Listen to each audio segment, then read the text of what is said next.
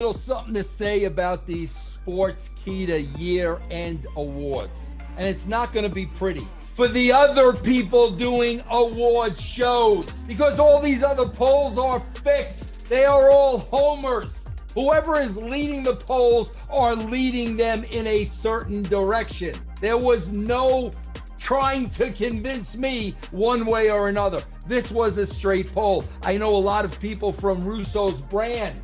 A lot of people were involved in this poll, a lot of great former wrestlers, and I know they were honest to the T. Nobody tried to sway anybody in any way. So I give credit to Sportskeeda for having the first ever legitimate, let me say that again, legitimate year-end awards. Congratulations to you, Sportskeeda.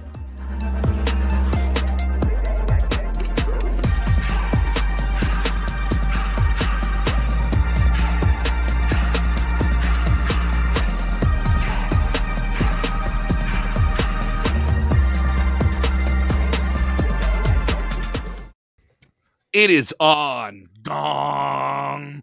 Rest in peace. The Undertaker takes his rightful place in the WWE Hall of Fame, and the wrestling world is rightfully taking a knee and striking the Shakespeare pose to this legendary figure who's going to take his Hall of Fame position in a very unique way. We'll get into that.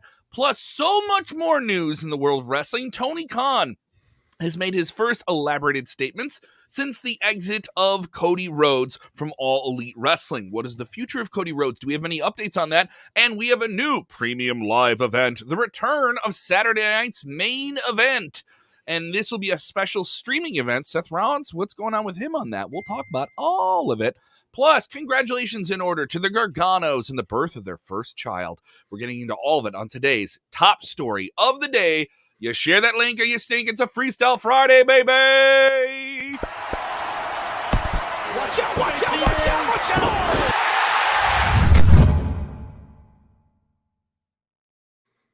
Watch out, watch out, watch out, watch out. What's going on, everybody? I love seeing the diehards in here.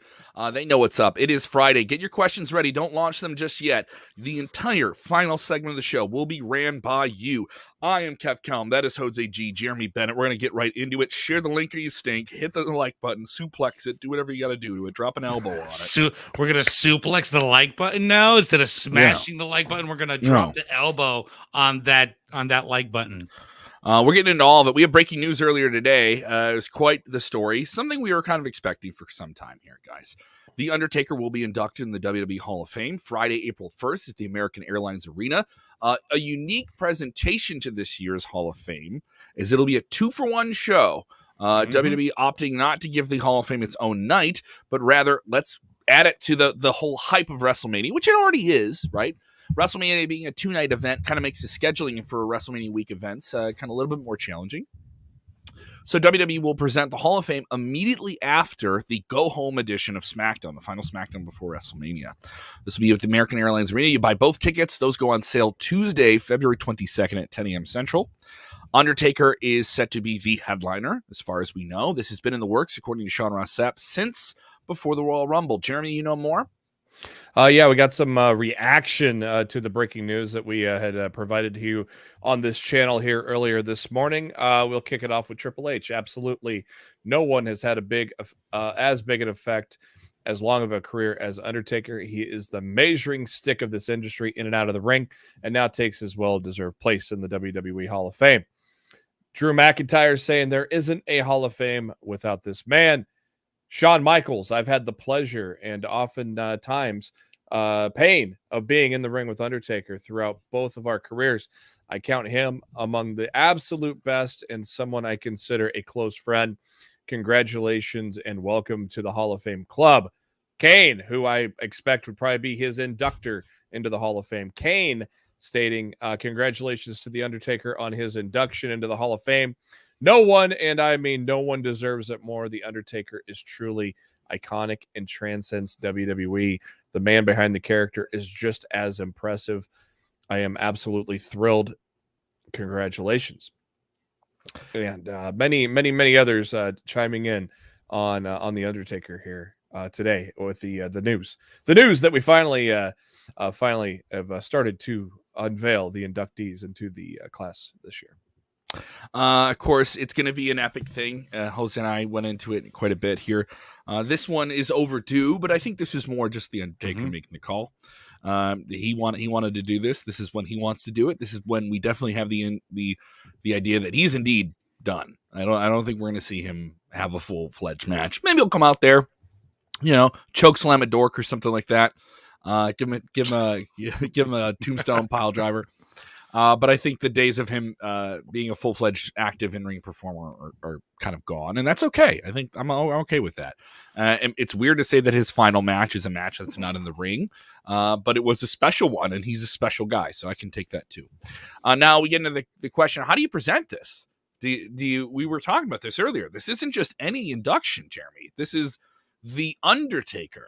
So how much of it is Mark Calaway? How much of it is the Undertaker? And then obviously Ricky's texting in saying Kane has to induct him. Who gets to induct him? Do you have multiple people induct him? Jeremy, get in there. Let me know if you guys are watching live. If you're with us in the comments on demand, let us know what you think. How do you do this? I figure Kane's probably going to be the one to induct him. That makes sense. I don't think that it's going to be any. I don't think it's going to be any different induction from anybody else. Obviously, it'll close the show. And it's just going to be like every other show closer in the Hall of Fame. It is going to be a big deal. I think Undertaker, he has been, especially on WWE programming, various other things they've shown on the network and things, he's been a little more out of character. So I think you might get the real Mark Calaway here. But I don't expect it to be anything different. I think we're still going to have a few other people inducted before him.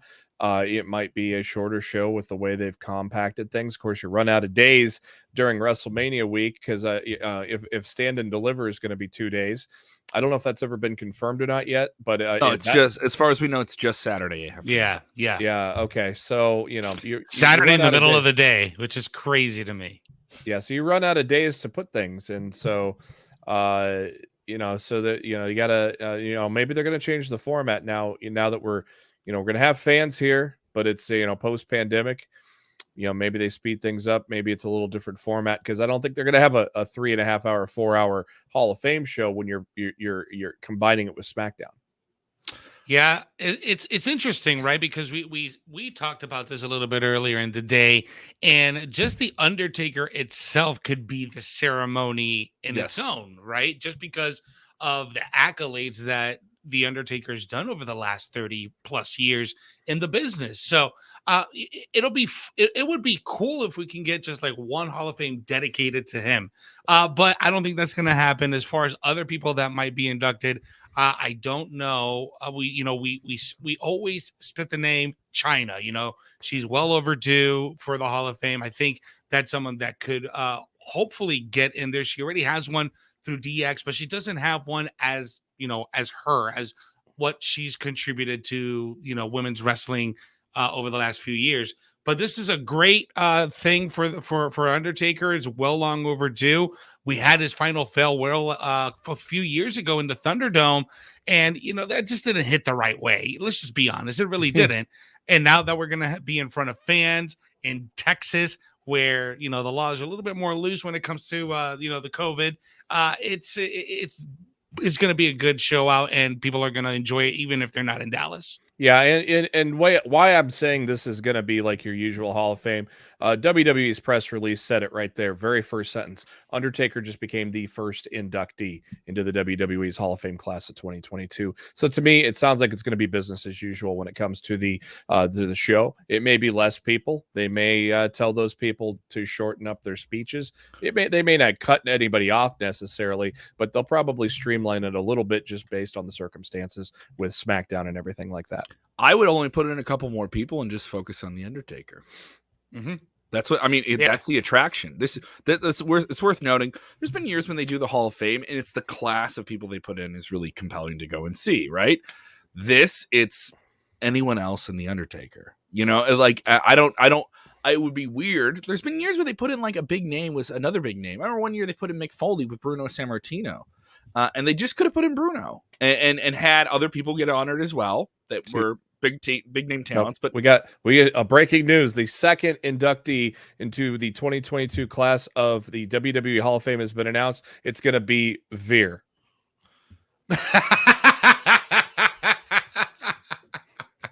I almost believed that for a moment.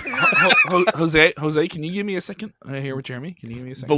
You almost believe that I had breaking news? Is that what you're saying? Jeremy, can you give me a second here? I just need to talk to you a little bit over here to the side. What the fuck, dude? What are you doing, man? Play me. Hey, Veer is going into the Hall of Fame. That's where he's going before he even debuts on Raw. The way you did it was so. See, look at this. We got even reeled viewers you saying in. you got him. Reeled you guys in. Yeah. Now you're not going to believe me when I do break news. Yes, I know, for real. Jeremy cried wolf. That's what's going to be. I constantly am viewing the news as it happens in case something breaks. So yeah, every once in a while something breaks. But hey. Of course, other names that deserve the Hall of Fame induction. David Norby saying these men belong in the Hall of Fame. Bruiser Brody, Ivan Koloff, Vader. Yeah, Vader's a Texas guy, so that would make sense. Yeah. Masked Superstar, Ronnie Garvin, the Midnight Express, and Adrian Adonis. Yes, they are all not yet inducted. It is worth noting that WWE did do something a few years ago, which I liked, but I wish they would have had a little bit more formality to it, or almost a separate ceremony, where they did the legacy wing, where they went and got people who have long passed away, whose careers of decades have passed since they performed in the ring. Pat O'Connor, Nature Boy Buddy Rogers, a lot of talents in the 60s and 70s. If you're a longtime wrestling fan, you read about the history, you really only know them through history. They honor them and put them all in at one time, and it was nice. But this is one of those things where I'm just like, I think they need a physical Hall of Fame. They need a place where you can go and see this stuff, and let's start talking about that at some point, too. That'd be fun. King Kong Bundy, it would be absolutely great. I think it'd be very worth it for him to see him in. People saying the Great Muta in terms of if you want to have an international inclusion as well. Mm-hmm. Colin saying this as well. An ECW, WCW original. There's always been guys who kind of weirdly, the ECW originals, I was talking about this with you earlier, are kind of opposed to the idea of it. Unless they had time in WWE, a lot of them are like, no thanks. Or there was also years ago reports that WWE was talking about maybe just honoring ECW in general and inducting the promotion itself. So it'd be the first promotion they put in the Hall of Fame, which would be an interesting way for Paul Heyman to come out and do a speech. Yeah, that would be it'd be an interesting speech there for that. Other people saying Shad Gaspar as well. So Shad Gaspar, of course, one half of Crime Time. Well, I think he got the Warrior Award a few years ago, didn't he? It's like right after he passed away. No, he did not. He should get the Warrior. He should. He should get that Warrior Award. And the Warrior Award is a award they kind of commit. It's like their Walter Payton Award. It's a award they commit to someone who's involved in a charitable effort that is somehow connected to the WWE universe, whether it's a performer or a fan or someone. It's a very noble thing. They try and have a feel good moment with somebody who isn't a wrestler up there, and then you'll have a celebrity that'll come out that's been in that's had a cameo in WWE and stuff like that too. So plenty to move along here. Plenty to do this here, but it's well worth it. Some people saying Drew is with us here. Drew Dorada saying make Undertaker the entire class, no one else. Yeah, and we discussed about that. That isn't like a dismissive thing to anyone else. No. It's I just want to see the Undertaker talk for as long as he possibly can. Right? Yeah. I think that'll just be a great treat for the fans. But man, this whole thing has just been great for everyone. I love the positive reactions for this. It's well overdue. But let's jump into our next story here, guys, because we got a lot to cover. Tony Khan is back in the news. He several weeks ago started making more claims about another big surprise, and now he's doing it again. And on top of the teasing the big surprise, he also reacted to Cody Rhodes leaving AEW and had a little bit more to say about that. Jeremy, what's the scoop here, man? We may have a forbidden door, a new forbidden door entrant maybe coming to All Elite Wrestling here soon or something. Tony Khan, not very specific, but on Busted Open Radio this morning, he did say, quote, "There will be a lot of news in the week ahead. I don't know if I'll get it done by tonight, but stay tuned in the week ahead. Hopefully I'm working on something pretty big. It would be massive. I don't know if it will be anything that anybody expects or thinks it is, but it would be a big deal in pro wrestling. I'm looking forward to hopefully making it happen. Stay tuned. I will hopefully get it done and have more to announce soon." So he said maybe tonight. So maybe he will announce it on Rampage. Not sure, but a lot of people thinking it's going to be someone else walking through the forbidden door in All Elite Wrestling. Ooh. In terms of Cody Rhodes, he put also from Busted Open said, I put out statements that were from the heart and really positive. I meant it. I wish them both really well, and I appreciate everything they did here in their different roles in the company. It is very sad and not something any of us wanted to happen, I think, but I believe that Cody's got something else in the works. I'm not sure about that, but we'll see. I'm sure they're going to have great opportunities in wrestling and in life, and you never know what's going to happen in the future. I wish them the very best, and I'm very appreciative for everything they've did here. Interesting. Interesting that there was, as I mentioned, the Cody Rhodes story happens, and AEW finds themselves in this position where they have to do a lot of the same things that WWE does, where they have to, for lack of borrowing a phrase here, control the narrative. And they want, even though you're going to be talking about it, they want a majority of people talking about the things they want them to be talking about. And so the Cody Rhodes story happens, and then almost instantly news trickles out. I'm not saying that they did it, but someone in that camp wants it out there, right? That Jericho's not leaving. Jericho's staying for another 2 years. So we got Jericho for another 2 years. Cody's gone, but we got Jericho. And now this news. And I guarantee you, I've heard Tony do these segments on Busted Open. He enjoys the format, but he likes it to be like an infomercial for what's going on with AEW. And I don't mean that in a bad way. That's not a shot. It is. Call right now and get free shipping. But I mean that in a way of sense, like he gives you insight into why these things are important. When are they coming up? You may have heard it's here or here. No, he refines everything. It's like an event center with the guy who promotes it. Remember Mean Gene's event center? It's kind of like that. But now he's in a position where he has kind of to be candid about a huge defection. And he said the right thing. He was classy. It seems like it's an amicable split. But immediately it's like, well, we got something else coming up. Like, don't look at. And I get it. You have to. They're a couple weeks out for pay-per-view. I wonder what Cody's role would have been on that pay-per-view. If he was still at the company, would he have been involved in the pay-per-view? So that's worth noting. And this is a company that loves to know what those pay-per-view cards are well in advance, especially when they only have a pay-per-view event every 4 or 5 months, every 3 or 4 months, quarterly, like the old school way. So I wonder what that's like as well. But I mean, they have more than enough talent and more than enough interesting stories to be a part of that. Who do you think the big surprise is going to be? I mean, we already kind of have a teased when they did, the House of Black the other day when, the blurred person in the background, Buddy Matthews. I think that's a really strong possibility that we can see him officially debut. But what's another big name that you guys are probably contemplating that could possibly, come through that door and shock the system again? Well, possibly, maybe AEW and Impact are going to be back on the same page again with the Forbidden Door, and maybe with Jay White showing up, maybe we get guys like Chris Bay, who was in the Bullet Club with Impact Wrestling, maybe God, because both of those entities are in the United States right now working Impact tapings. And have got No Surrender this Saturday at God with a big match against the Good Brothers. I don't know if Chris Bay is on the card. I know there's a few matches added, and I haven't seen Impact yet from last night. But there's a good card brewing on tomorrow night, and so those guys are in the United States. So you kind of wonder if maybe some more Bullet Club guys are going to come over.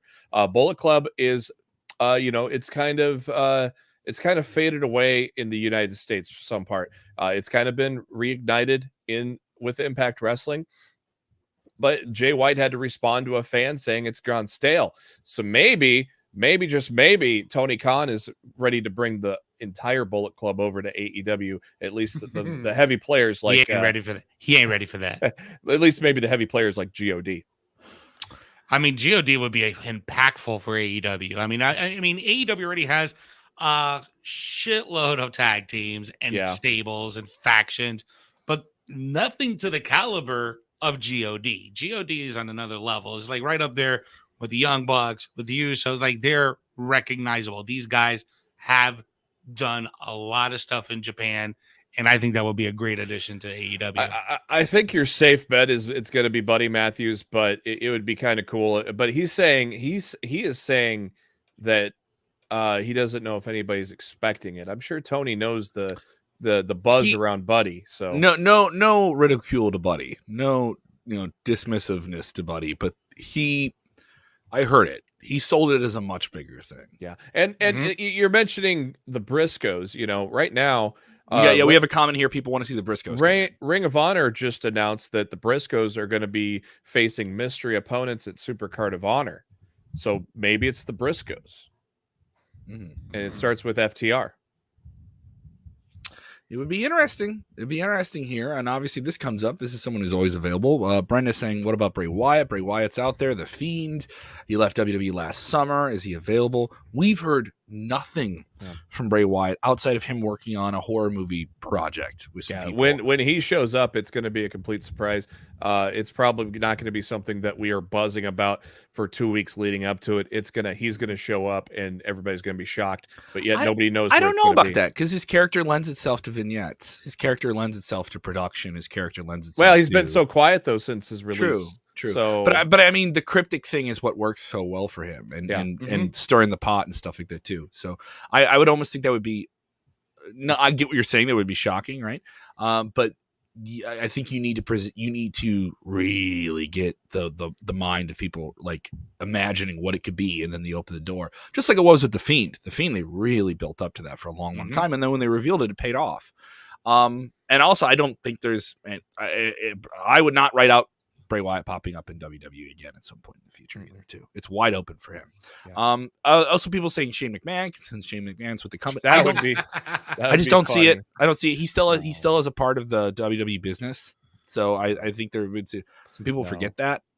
Kevin, he got released. Didn't you see the newsletters? Yes, I understand. Kevin, you're wrong. But he still has an enormous amount of stock in the company. So I don't know what it would look like for a stockholder to appear in your computer. Gone, but he's not gone. Exactly. So I don't mean to crap on the moment for people who just wanted to I just want him there instead of be angry.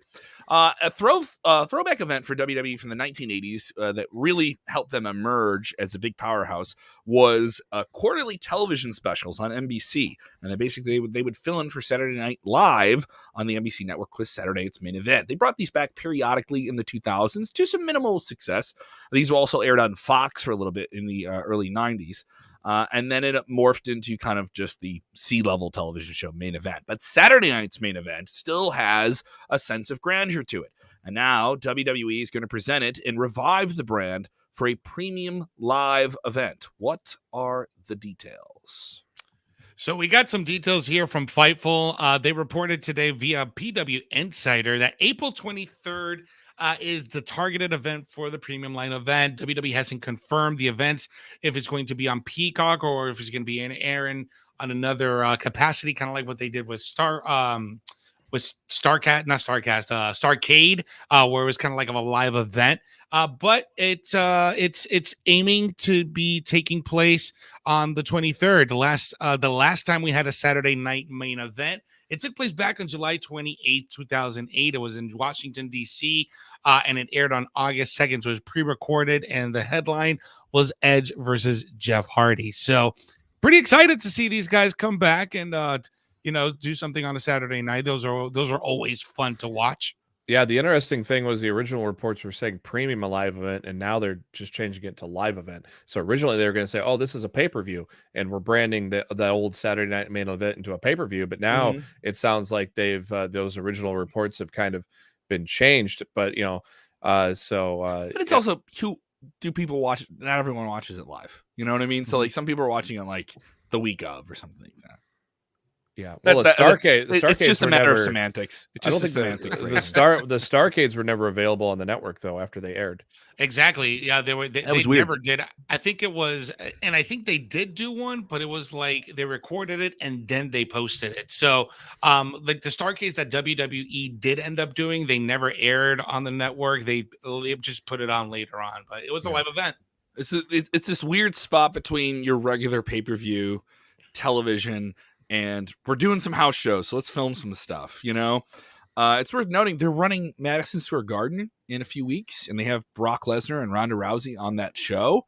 The price to film television at Madison Square Garden is like astronomical for anything that isn't sports. And WWE is in that regard. They're considered entertainment, so they get taxed a completely different way by the building.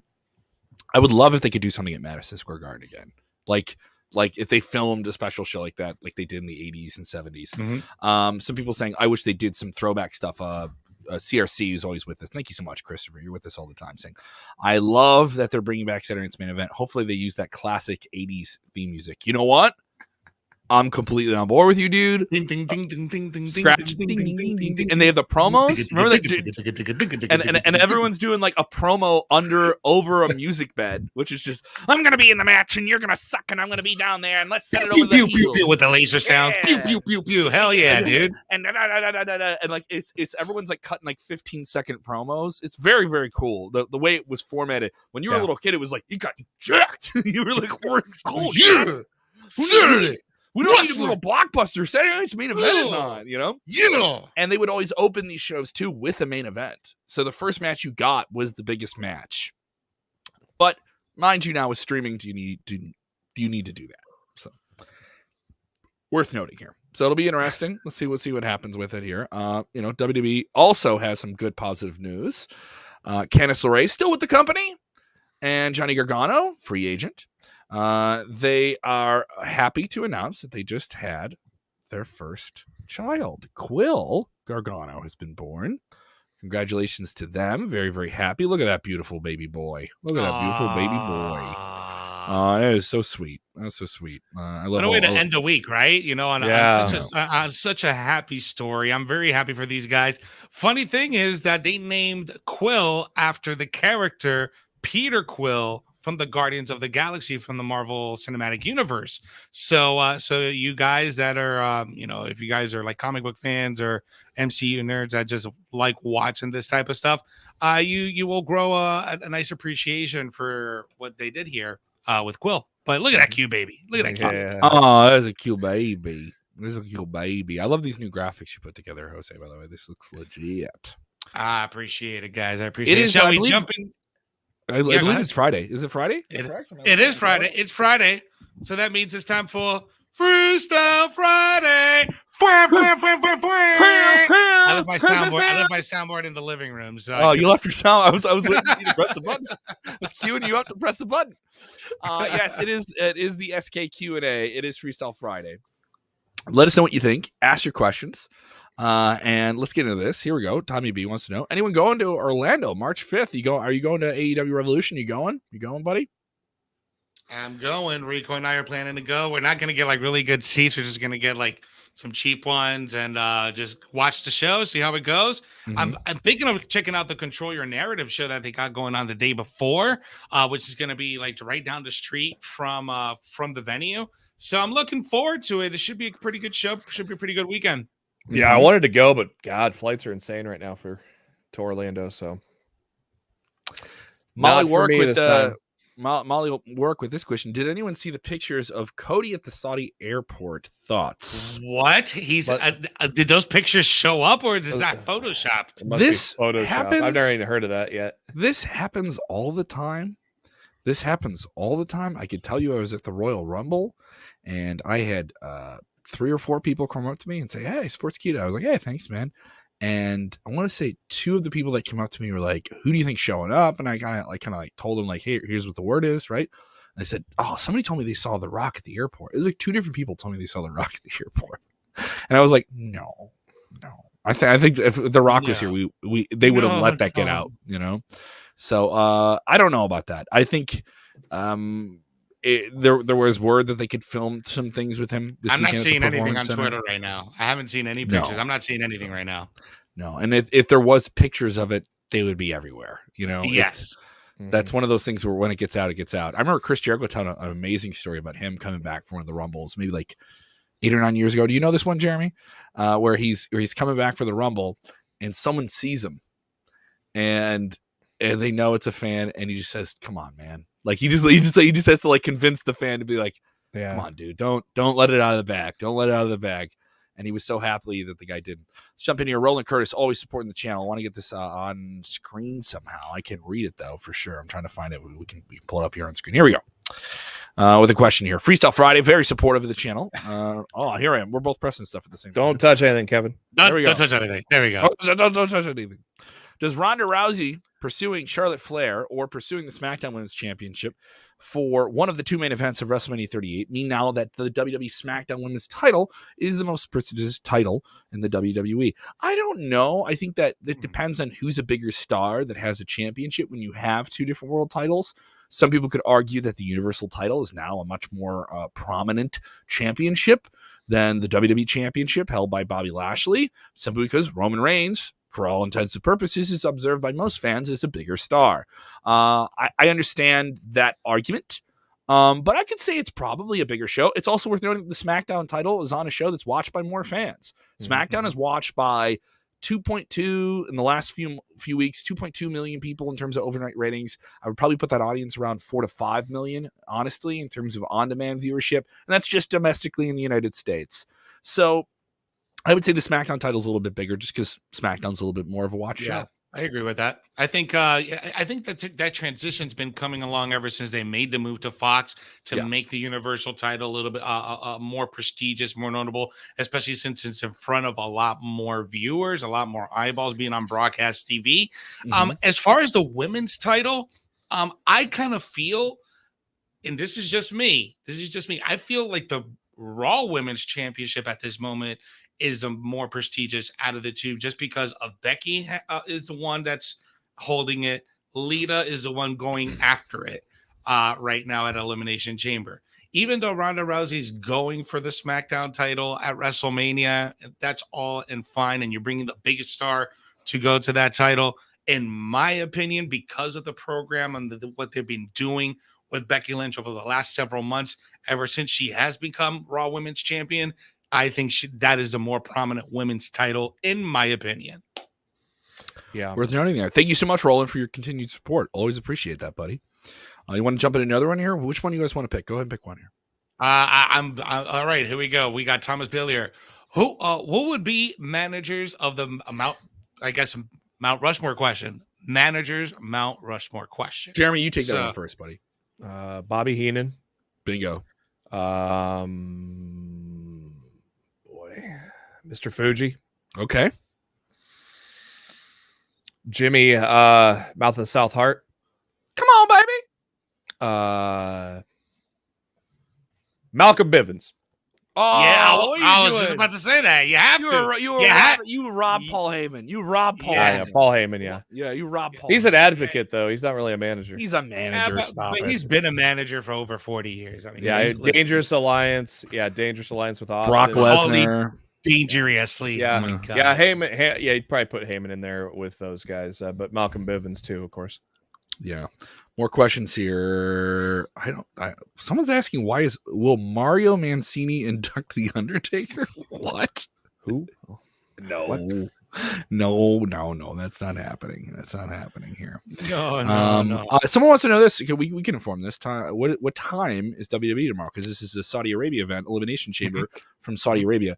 11 a.m. Eastern, I believe, is when they start the pre-show kickoff. Yep. Hour-long kickoff show. 11 a.m. Eastern. Start times at 12 p.m. 12 p.m. Eastern Standard Time. 11 a.m. Central. So yeah. Have they announced a match for that at all or no? Let me check the old wiki. Yeah, okay. We do have this really cool question here from Tony Kanamikuran watching us. Sportskeeda, what are your thoughts on Kairi Sane's return to Stardom Wrestling? Well, I mean, she's one of the biggest stars of it. It is a niche promotion. I think, like a lot of different things in Japan, found some way to weather on during the pandemic. And there were periods during the pandemic where the COVID numbers were not as bad as they are here in the States, specifically in 2020. And they started getting some events in there. And Stardom was a part of it. Stardom is now under that New Japan banner, but has not been merged into the New Japan portfolio. You don't see it as one show together. It's always separate. And they've gotten some featured matches at the Tokyo Dome, but that's about it, which is still a very big thing. But they don't have a women's division. New Japan doesn't have a women's division. To me, that's Stardom. But also Stardom has been successful as being its own, I'm not saying this in a bad way, its own alternative, independent brand. And Kairi is a huge star that came from that. I think it's a big pickup for them. It was widely reported, that while she was still under contract with WWE for the last year, while she was not performing for them, she was an ambassador. She did Japanese language commentary for them. She stayed active with the company, wanted to wrestle for Stardom. They said, I don't know about that. And they nixed that plan. Now she's back with the company. Huge pickup for them. Very, very good. And hopefully they get to do some shows outside of Japan as well. Yeah, when I'm thinking about this here, just real quick, before you get to the next question. I'd probably remove Fuji and put Jim Cornette in there. Okay. Yeah.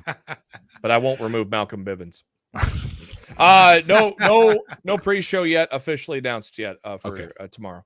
All right. We have someone saying, here's a question. Go ahead. Did you have one? Yeah, we have one here from Joseph Austin watching us on Facebook. Thank you so much for the question. Great question. Appreciate you and love you. Predictions for post-Mania call-ups. Braun Breaker. Raquel Gonzalez. Overdue. I don't know if Braun's going to get called up yet. LA Knight is almost a guarantee. I think that's been about as guaranteed as you can get is LA Knight's going to be on there. So I would definitely say Braun Breaker. Raquel Gonzalez would be a really special attraction on Raw. I wonder if they keep Braun another year. Just wonder. I don't know. He is very green. That is a guy that you don't want to put him up there, and maybe some weaknesses get exposed. I think they fast tracked him. They fast tracked him to that title. I don't know if they'll fast track him to the main show yet. You're in sort of a controlled environment though when you're in NXT, and I don't mean that in a bad way. Yeah. So we got time for a few more questions. Fuck yes on this next question. Yeah. Do you think Brian and John in a faction together? Of course, Brent is referencing the kind of allure that Bryan Danielson has pitched to Jon Moxley. Let's form a supergroup and take over All Elite Wrestling. I was in Chicago when Bryan Danielson pitched this. It was a wild reaction. I thought it was a really cool idea. Yeah. I like the idea of a faction being built in real time. It's kind of interesting. Normally these groups just kind of like form and they're together. And it's like, these guys they were backstage and they all got together. Look what MJF did. He formed the Pinnacle and he got all these bad guys together. Like when you're just a fan, you're like, he formed an evil alliance. We got another super chat here. I am so excited for that, though. We're going to obviously get these two button heads at Revolution, and then John will say okay. And where it goes from here is just going to be tremendous. His promo last night was awesome. I was excited for it when Brian first introduced it, so I cannot wait for this to I think this is going to be something real cool. Yeah. We got Roland Curtis with another super chat. We appreciate you. We love you. Thank you for doing that. He spent $5 to tell us we're wrong. Are you sure you wouldn't place Sensational Sherry on the manager Mount Rushmore? She's a 4-time Hall of Famer, 4 different wrestling Hall of Fames. Let's remove Cornette now, and it's a revolving. That spot is a revolving door. Well, who did I say? Who did I say besides Heenan and Heyman? Jimmy Hart. Yeah. I mean, Jimmy's got to stay in there. Jimmy can't go. You can't remove Heenan. I can't remove Heenan. So it's a competing spot between Jim Cornette and Sherry Martel and Paul Heyman. I don't know. She definitely has a better resume than Cornette because Cornette was mostly Midnight Express. So I feel like we could do an entire episode on the Mount Rushmore on managers because we're just going to keep changing them. Yeah. It would just change the whole time. And they would just make backdoor deals. They would pay us. We would get paid off by people. Malcolm Bivens still on there, though. Yeah, he should definitely stay on there. Yeah. We're going to take our last question. To keep Bivens on the is ridiculous. I respect you, Jerry. I respect you for that. We need to at him and tell him that he's on the Mount Rushmore. He's on, and he's not getting removed. So we need to at him and let him know. Speaking of people that are popping up in Saudi Arabia, everyone's saying who's showing up at the airport. Ricky Castillo is saying he's seen Sportskeeda's own Rick Ucchino with Joe Burrow at Saudi. Oh wow, that's where they're. That he's seen. I think JFK. I saw JFK land there too. I love how we're just putting up false information like crazy here. And I like that he didn't even spell Ucchino right. He was like, no, he don't care. Breaking news. Joe Burrow's at Saudi Arabia. He's entering the chamber. Here we go. We got time for one more question, guys. Yeah, let's jump right in. Here we go. Here's one from Molly Warwick, and this is something we're talking about. We didn't get to cover this on news this week. Opinions on the new upcoming show that is on Peacock at 10 p.m. on Fridays. This is going to be a show called NXT Level Up. It'll just be another hour of NXT television filmed in the Performance Center, replacing 205 Live. Yes, plenty of the different performers that have performed on the 205 Live brand over the past years have addressed this. Adam Pearce, who was at one time the lead producer of it, addressed it as well. It is It's just a sad thing. If you're a fan of cruiserweight wrestling and the evolution of that, there is still a lot of cruiserweight wrestling across the board in WWE. So if anyone says like, "Oh, they're killing the cruiserweights," no. Rey Mysterio is on Monday Night Raw every week. There is Austin Theory is on Monday Night Raw every week. Guys who are in that range that wrestle that style are across Cedric's still on every Monday.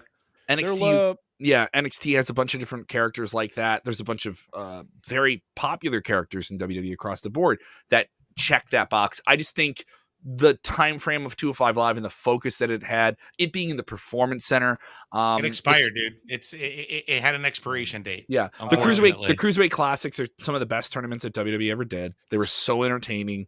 They really rode the sense of that, like that momentum, that sensation that like 2015 to 2018 independent wrestling had, that WWE said, let's do an all-star tournament of all those guys. Yeah. It was awesome. You know, it was very, very special. So, if you've never seen them, go back and watch this. Back to that question, though. Yeah, I mean, they're loading it up tonight. I mean, you're going to have a great Inoue against Kushida is going to be good. Harlan's on the card. Good to see Quinn McKay from ROH. Congratulations to her. Talented performer. Great to see her get picked up. She's going to be the ring announcer. She's now going to be going as Kelly Kincaid, but Quinn McKay from Ring of Honor is going to be your ring announcer for that as well. They're loading it up tonight. Then I think from now on, you're going to see a lot lesser names, and it's going to be what 205 Live basically has been for the past year. It's going to be people that are getting built up to show up on Tuesdays eventually. I'll definitely check it out. I think, anytime something new pops up within, the WWE programming, I always want to give it a fresh set of eyes and just kind of see, what the direction is. It could be a good secondary show. Who knows? I mean, I'll check it out. And, it's basically it's just a little disappointing. It's like AEW Dark and Dark Elevation, basically. You're building these people up for the main show. I would say it's a little bit more meaningful, because the only issue I have with Dark and Dark Elevation, which are very fun shows, all right? But I do think there's a lot of people who get lost in the shuffle there, and they'll do 90 minutes. They'll have 8 3-minute matches, and you end up forgetting half the matches after you watch the show. And I don't mean that to discourage anyone to watch the show. It's fun. And I'll have friends that watch Dark. I'll be like, hey, what was good on Dark this week? What should I go see? And I'm just watching that part. So I think there is that sense of just how much we consume, and we got to pick and choose what we watch. And is NXT Level Up going to be in that same position of just another show where you're like, I'll just read the results, or unless there's something really cool on it, I'll go and seek it out. There's only so much time that people have in the day, and almost so much wrestling that people want to watch. I think that's a struggle. That's a great point. It's a struggle when you have that. NXT UK suffers from it all the time. I'll follow what's going on with it, and then I hear about a great match. I'll go and catch up on the show and watch 2 or 3 of them in a row. And I was like, oh wow, I should be watching more NXT UK. This feels like such a different show. But it's a challenge. Thank you guys so much for checking out everything we're doing. Tonight is Friday after SmackDown and Rampage and NXT Level Up. We will have a weekly edition of Smack Talk with Dutch Mantel. Dutch Mantel has a lot of insight on The Undertaker. Someone he went up and down the roads with is getting inducted in the Hall of Fame, so it'll be interesting to see his take on that.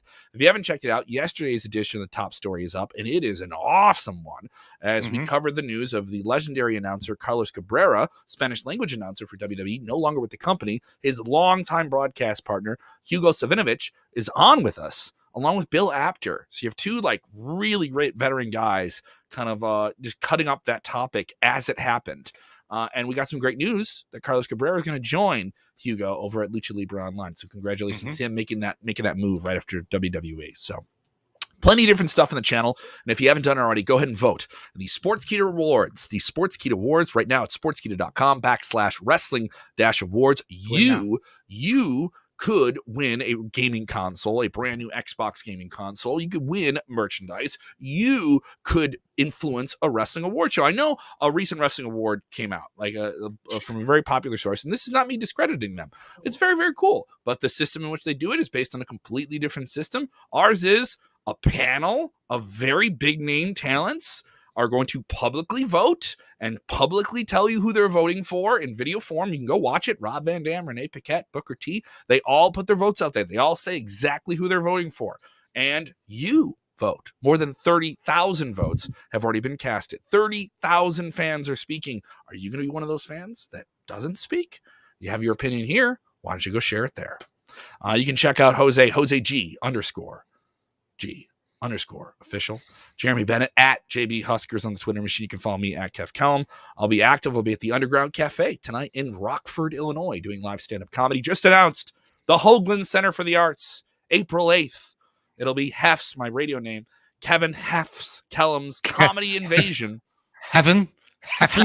It's my middle name. You're such a heifer. Yes.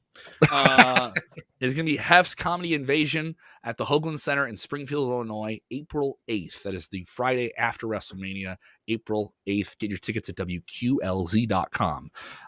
Plug, boys. Thank you so much. Tomorrow afternoon, after the Chamber, come over here and watch us talk about the Chamber. That's right. We'll be live tomorrow afternoon, right after Elimination Chamber, guys. So make sure you tune in. Oh, yeah. One more thing. You're watching the wrestling. All right. You get your snacks, right? You get your snacks. You get your phone out so you can tweet and you can bitch about the show as it happens, right? But then talk about Malcolm Bivens being on Mount Rushmore. Yes. All right. that is still worth debating there. It's still worth debating there, Jeremy. Yep. But then there's this other thing you got to do. What's that other thing you got to do there, Jose? You gotta enjoy it, guys. Just enjoy wrestling. Yeah. Talk to them. Let me talk to you. Talk to them. Tomorrow afternoon. Tomorrow afternoon. Watch out, watch out, watch out, watch out!